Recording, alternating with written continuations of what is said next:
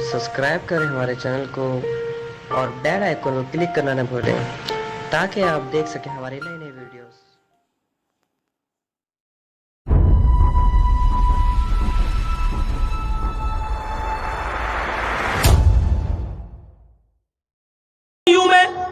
या जामिया मिल्लिया में लाइब्रेरियों में घुसकर टॉयलेट में छिपी हुई लड़कियों को भी बाल पकड़ कर निकालने वाली और उनको मारने वाली जेंट्स पुलिस इस वाकये की रोशनी में आपको कैसी लग रही है? मेरे भाइयों, इस बात को सोचिए और समझिए और गौर करने की जरूरत है। काजी शुरैह ने अपने बॉडीगार्ड, अपने सिपाही को भी यहूदी के हाथ से डंडा पड़वाया कि तुमने क्यों मारा है, लाठी कैसे चलाई है।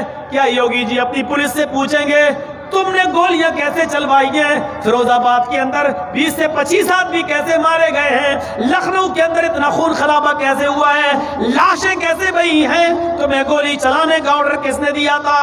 गोली चलना थी तो पहले पैर पे क्यों नहीं मारी गई? जो उसूल हैं भीड़ को भगाने के, गोली तो लास्ट स्टेज है, उससे पहले तुमने आंसू गैस क्यों नहीं छोड़े? तुमने लोगों को लाठियां भाज कर तितर बितर क्यों नहीं किया? जब गोली चलाने की नौबत थी तो तुम्हें पहले पैर पे गोली मारना चाहिए। पैर में गोलियां नहीं लगी, जितने लोगों को गोलियां लगी तो उनके सीने में या उनके सर में ही क्यों लग रही है? ये तमाम चीजें हिसाब और किताब की हैं भारत के संविधान और कानून के मुताबिक। लेकिन क्या करें, इंसाफ कहां से मिलेगा? हम आह भी करते हैं तो हो जाते हैं बदनाम, और तुम कत्ल भी करते हो तो चर्चा नहीं होता। मेरे प्यारे साथियों, हमें हजरत काजी शुरैह के इंसाफ से सीखना पड़ेगा। उस जमाने के अंदर अदल और इंसाफ का एक पैमाना यह भी था, इसलिए अमन था। हजरत अली की एक जिरा खो जाती है, जिरा जो पहन ली जाती थी सीने पर ताकि कोई तीर दुश्मन का ना लगे। हजरत अली के ज़माने में उनकी ज़िरा खो गई। 6 महीने के बाद वो ज़िरा एक यहूदी के हाथ में हजरत अली को दिखी। हजरत अली ने कहा, ये यहूदी, ये ज़िरा तेरे पास कहाँ से आई? उसने कहा, ये तो मेरी है। हजरत अली ने कहा, ये मेरी है। उसने कहा, अली, मेरे पास देखकर आप अपनी कह रहे हैं, आप झूठ बोल रहे हैं। हजरत अली ने कहा, मैं झूठ बोल रहा हूँ? कहा, क्या और क्या, मेरी चीज़ को आप अपनी चीज़ कह रहे हैं, मैं नहीं दूंगा। आपको लेना है तो जाइए कोर्ट से, अदालत से ले लीजिए। कोर्ट, वो भी किसको? अमीरुल मोमिनीन को। क्या कह रहा है? कूफा के मालिक है हजरत अली।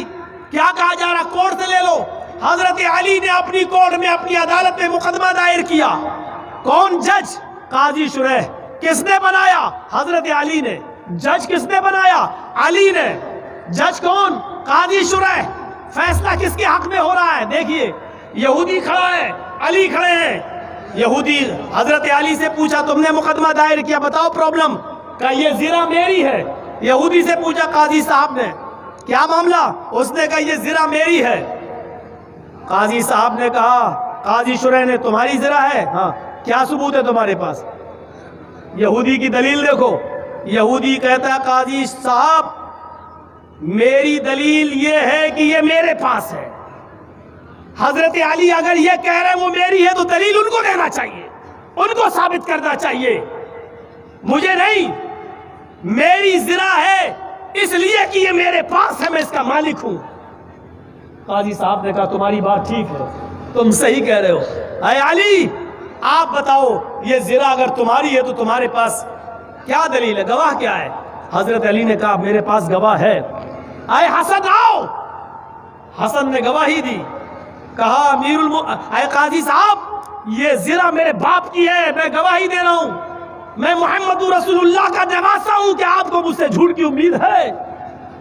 काजी साहब ने कहा, मुझे तुमसे झूठ की उम्मीद नहीं है, मुझे तुम्हारे बाप के भी झूठा होने का यकीन नहीं है, लेकिन यहां दलीलें देखी जाएंगी, जज्बाती बयान नहीं। अरे हसन, तुम अपने बाप के बारे में गवाही दे रहे हो कि ये मेरे बाप की ज़िरा है।